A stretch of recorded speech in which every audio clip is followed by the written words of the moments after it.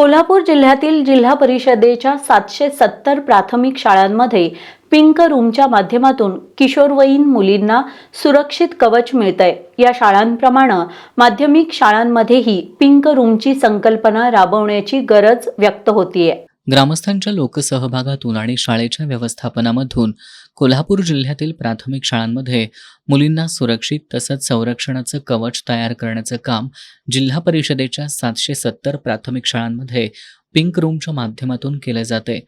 या रूमचा सर्वाधिक उपयोग किशोरवयीन मुलींना होतोय।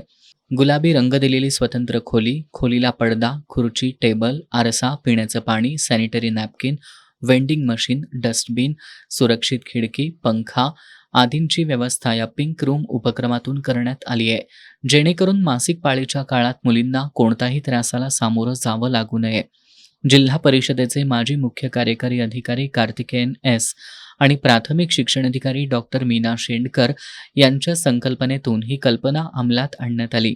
विश्रांतीची व्यवस्था करणं, योग, शारीरिक शिक्षण आणि मुलींची सुरक्षितता या सर्व गोष्टींचा विचार करून ही पिंक रूम उभारण्यात आली आहे। याचा लाभ सध्या शाळकरी मुली मोठ्या प्रमाणात घेत आहेत। चंदगड तालुक्यातील 86 शाळांमध्ये, शाहूवाडीतील 85 शाळा, करवीरमधील 83 आणि पन्हाळा तालुक्यातील 81 प्राथमिक शाळांमध्ये पिंक रूमची उभारणी करण्यात आली आहे।